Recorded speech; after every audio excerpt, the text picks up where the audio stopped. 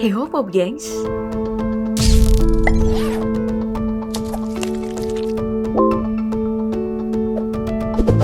menjadi tempat yang penuh dengan misteri hingga hari ini, Palung Mariana memang sulit untuk tidak terus dibicarakan. Mulai dari adaptasi di video game hingga film. Palung Mariana selalu diceritakan sebagai tempat menyeramkan yang penuh dengan monster. Ya, sebagai palung paling dalam di dunia, tempat ini memang sulit untuk tidak dikaitkan dengan berbagai monster yang bisa saja ada di lautan. Hal ini disebabkan fakta kalau penghuni Palung Mariana memang memiliki rupa yang sangat menyeramkan. Sebut saja hiu goblin, hiu berjumbai, anglerfish, hingga blobfish. Menjadi beragam bukti kalau penghuni Palung Mariana memang memiliki rupa yang menyeramkan. Nah, karena ketenarannya dalam menciptakan makhluk menyeramkan, hari ini mari kita fokus untuk menelusuri Palung Mariana dan semua penghuninya dalam DP Explore kali ini.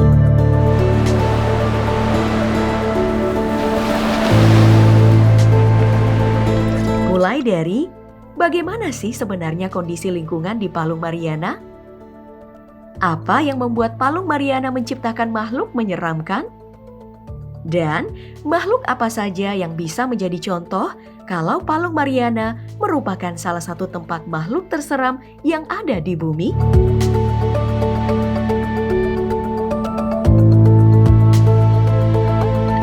Sejarah penemuan Palung Mariana terjadi dalam serangkaian penelitian yang dimulai pada tahun 1875 lewat sebuah penelitian yang dinamakan Challenger Expedition. Lewat penelitian yang berlangsung selama 4 tahun ini, para peneliti untuk pertama kali menemukan sebuah laut yang kedalamannya mencapai 8.184 meter. Caranya dengan menggunakan sebuah tali dan pemberat yang diturunkan ke dasar laut untuk memperkirakan dasarnya. Hasil penemuan dari ekspedisi ini muncul laporan penelitian yang berjudul Tiefenkaart des Großen Ocean atau Depth Map of the Ocean yang terbit pada tahun 1877. Laporan inilah yang membawa manusia menelusuri Palung Mariana lebih lanjut pada tahun-tahun berikutnya. Awalnya pada tahun 1899, kapal USS Nero milik Amerika Serikat menemukan kedalaman Palung Mariana berkisar 1.236 meter. Lalu, di tahun 1951, berkat teknologi canggih, yakni eco sounding, kapal Challenger 2 merevisi penemuan sebelumnya bahwa kedalaman Palung Mariana adalah 10.900 meter. Berikutnya, pada tahun 1962, kapal MV Spencer F. Baird menemukan kalau kedalaman Palung Mariana mencapai 10.915 meter. Setelah itu, ada kapal Takuyo dari Jepang yang menemukan kedalaman Palung Mariana 10.924 meter. Dan yang terakhir, ada kapal RV Kilomoana pada tahun 2009 kemarin melaporkan kalau kedalaman Palung Mariana ternyata 10.984 meter.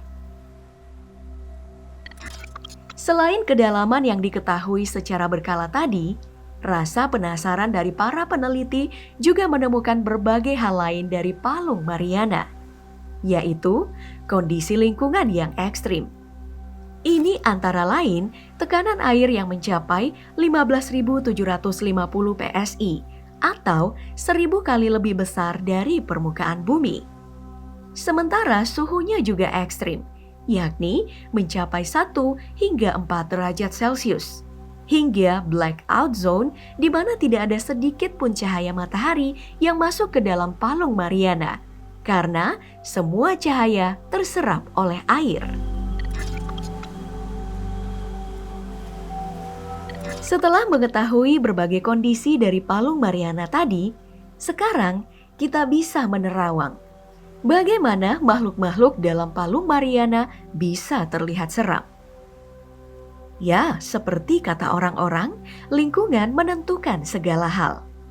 Nah, kali ini mari kita berfokus pada faktor lingkungan tadi untuk mengaitkannya pada beberapa makhluk di dalam Palung Mariana.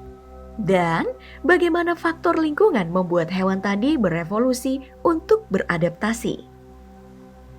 Pertama, mari kita mulai dari faktor sinar matahari. Seperti yang kita tahu, kalau sinar matahari menjadi salah satu faktor penentu bagi makhluk hidup.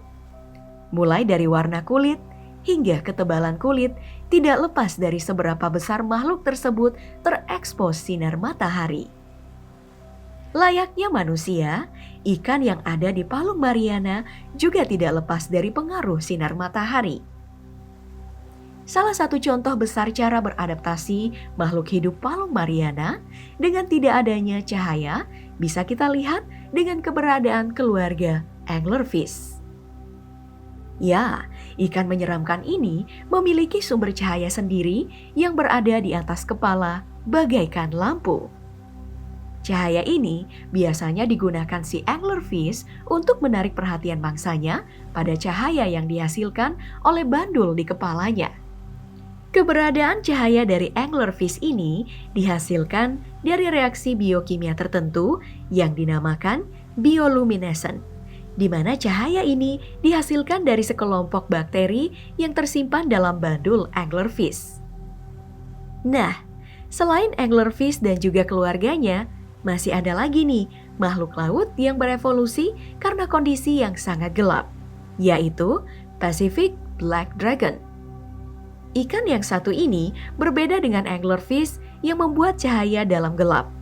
Karena si Pacific Black Dragon ini malah memiliki tubuh yang hitam pekat yang digunakan untuk berkamuflase dalam melindungi diri dan juga untuk berburu.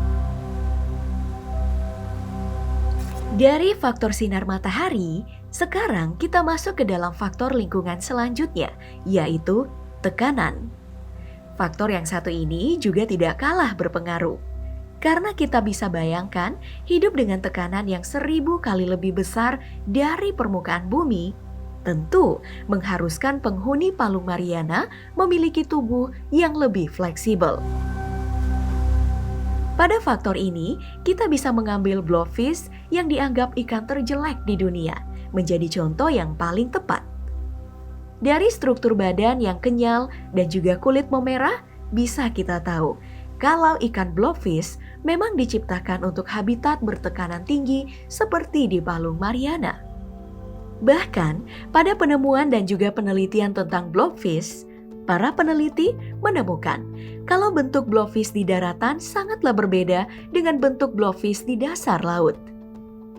Hal ini nih yang kemudian menjadi bukti kuat kalau blobfish memang hanya bisa diteliti secara sempurna jika hewan ini berada di habitat aslinya dan tidak dibawa ke darat.